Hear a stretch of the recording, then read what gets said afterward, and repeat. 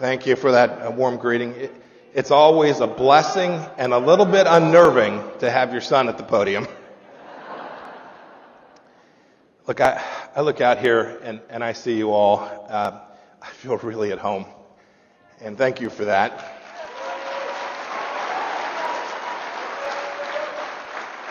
Last year I came here as America's 70th Secretary of State, President Trump's Secretary of State.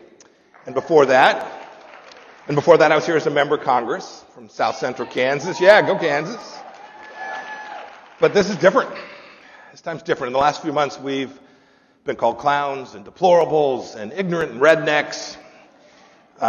We've been called the evil resistance. The New York Times thinks I'm the worst Secretary of State of all time. Yeah.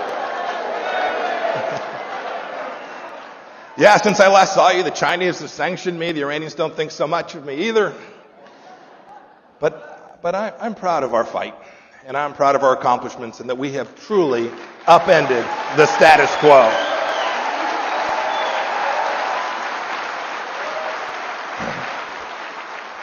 We've demonstrated enormous resistance to socialism, to the woke cancel culture. I'll talk some about that. We've resisted seeing our liberty and our freedoms slipping away. This is a noble, worthy fight, and we're in it. We fought hard. We fought for it hard on nearly every front, and we will always fight for it. I remember when they were calling us disruptors and that said they were against the establishment. We said, of course. In the Pompeo family, I've been compared to my grandpa. His name was Earl Mercer.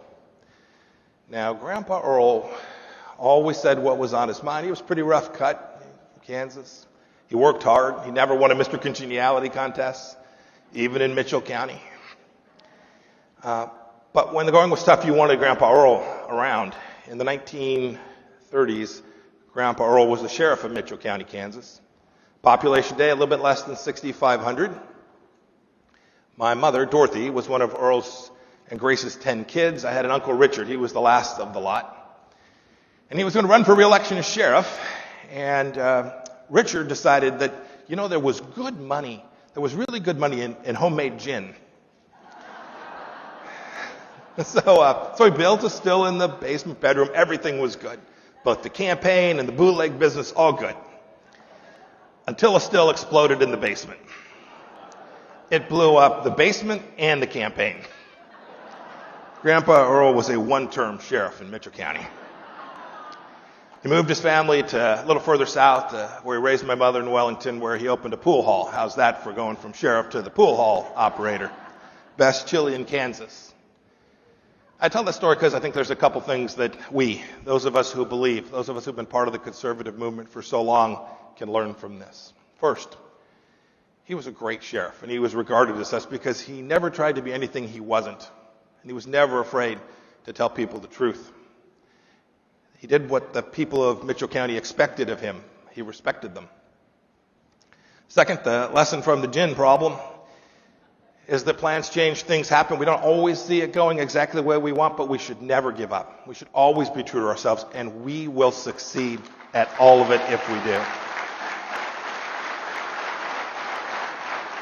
Grandpa Earl knew, too, that facts mattered. So today I'm going to arm you with some facts, some accomplishments from these past 4 years, how we protected every one of you and our great Bill of Rights at every turn. And what's good news today for me is when you're a diplomat, when you're the 70th Secretary of State, you have to stay in your lane. I don't have that. I'm not a diplomat. I'm going to let it rip. So look, Where did we begin? We began with you. We began with workers all across America who we put back to work. We put back to work women. We put back to African Americans, Asians, Hispanics, everyone. Everyone was back working. We did that. President Trump did that. Our team understood that this mattered. We focused on the economy that put Americans back to work. We did it by also securing our borders, giving Americans the chance to make a good wage and a chance to take care of their families. And we also, I'm from Kansas, don't forget, we built American energy jobs too. We rolled back regulations on job creators, and we wanted everyone to take risk and grow their business and create opportunity for people all across America. I heard this time and time again. I remember I ran for Congress in 2010 when President Obama was in office.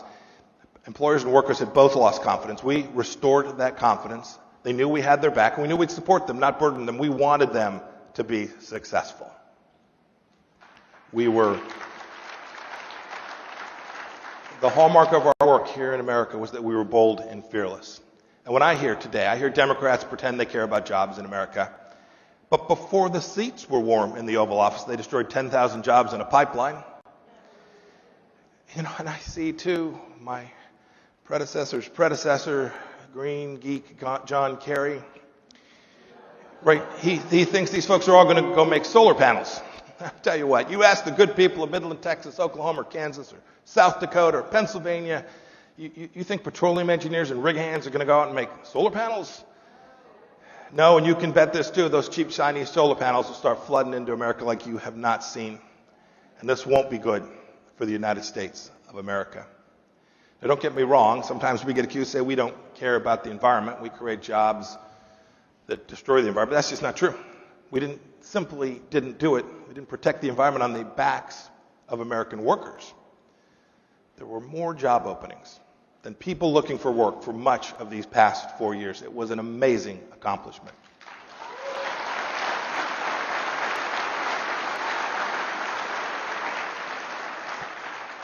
And when the Chinese wanted to come steal your job, we just said no way. 40 years, bipartisan, Democrat and Republican, 40 years of failure. Letting made in China crush us was going to stop. We demanded fair and reciprocal trade. Never forget too, China depends more for us than we do on them. President Trump understood that, our foreign policy understood that, and we protected the American worker from the Chinese Communist Party's predation on us here in America.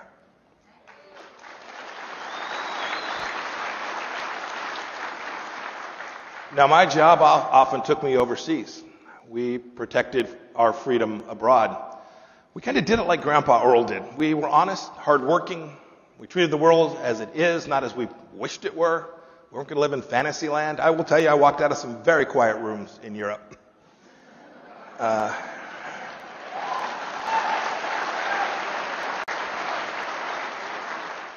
I sent messages repeatedly to bad guys around the world that if you touch an American, you'll pay dearly. Now we all know that strength deters bad guys. Weakness begets war. And we want to stay out of wars. And we did. I was with the president so many trips, and he would tell his counterparts across the world, he would say, look, I'm going to put America first as the president of the United States, and I expect you will put your country and your people first. And we'll work together and accomplish this for both of our countries, and we did that. You know, America first is right for America. It's right for each of us. America first secures our freedom, and the entire world benefits when America is fearless and bold and strong. I remember, too, President Trump sent me to Pyongyang when I was a CIA director to meet with Chairman Kim to prepare for the historic summit that was ultimately held in Singapore. You all remember this. We threatened fire and fury. We threatened fire and fury not to go to war, but to deter it, and deter it we did. You know, since those two summits, one in Singapore, one in Hanoi, the North Koreans haven't tested a long-range ballistic missile, and they haven't tested their nuclear weapons. Exactly 0 tests have been conducted. That's real foreign policy.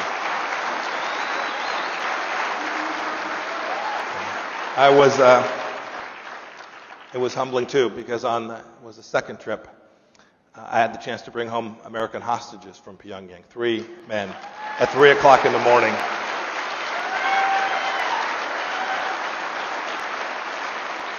And America first always means never forgetting about our warriors. There was no greater honor, too, than the fact that we brought back other Americans like Pastor Brunson, who stayed in Turkey, detained wrongfully for just far too long. And we brought back so many remains of our fallen in Korea as well. This was amazing and right, and America first. America first takes real courage, takes a Secretary of State willing to walk into a room and tell it like it is, and a president who will have his back. We had that. Speaking of backs, I hear President Biden saying, America's back. Back to what? So, right, back to pallets of cash to the Ayatollah so he can build missiles that threaten us?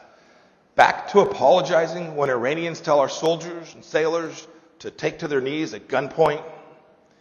Back to President Biden killing a pipeline? And we certainly don't want to go back to letting China have trade deals that kill our jobs right here in America. We can't afford it. It's not the right thing, and we don't have to do it. We must be bold, and we must always put America first. You know, we spent a lot of time talking about being canceled. I was really happy that this is being aired on television, not canceled, at least for the moment. We worked tirelessly with great success to deliver on our values, American values that have made this such a special, unique nation.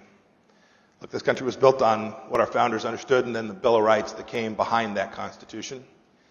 They built a nation recognizing that our rights come from our Creator and not from any government. Our union becomes more perfect every time we defend our sovereignty and we defend our borders. And I'm proud that we were the most pro-life administration in the history of the United States of America.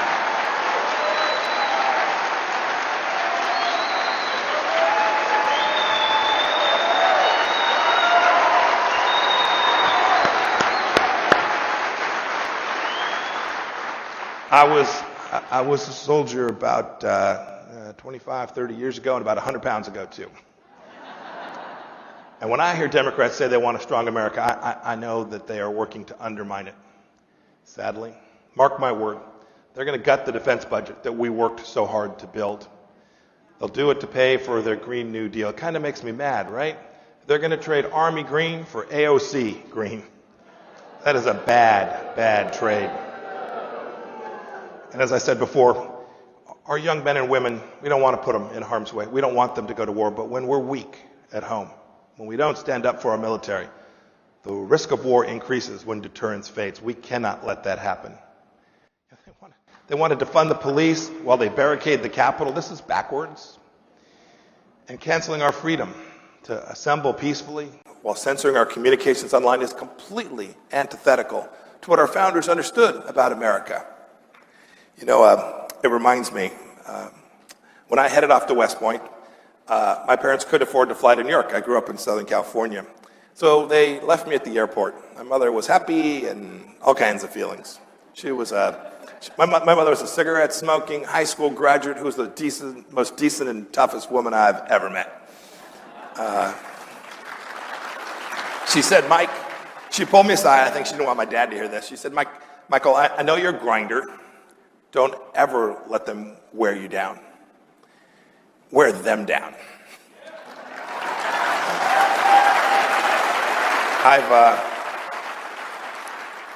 I've never forgotten what my mom told me that day. We'll all remember it. Keep grinding, keep championing American values. One more story. The smartest, best CIA officer that I ever came to know. He worked closely with me as a former Air Force Special Operations officer. I'd ask him about someone who was working on our team, and I'd say, what do you think of him, or what do you think of her? And he'd say, love that guy, pipe hitter. You know what he meant? He meant that person got stuff done. They were a grinder. They kept banging away. You all know these 4 years are going to test us. I need each of you to be a pipe hitter. Get stuff done. Keep grinding. Be a pipe hitter. Be a pipe hitter at church. Right? Be a pipe hitter at church. Be a pipe hitter at your PTA meeting. Don't let them bring crazy into your classrooms. Be a pipe hitter at your VFW. Lead the team to continue to support our military warriors. Be a pipe hitter. Be a pipe hitter when they tell you they're closing the mine or the factory because of some green vision. Keep it open. President Reagan, a real pipe hitter. President Reagan got stuff done, and he once said, if we lose freedom here, there is no place to escape. This is the last stand on earth. I saw that. I saw that as your Secretary of State as I traveled all around the world. And I am confident that he was right. I am confident that the American star will shine across the heavens so long as we keep a proper understanding of our God-given rights at the center of who we are, and we keep up our quest to secure our freedom for our own people and for all of mankind. I'll be with you in the fight. God bless you, and may God bless the United States of America. Thank you.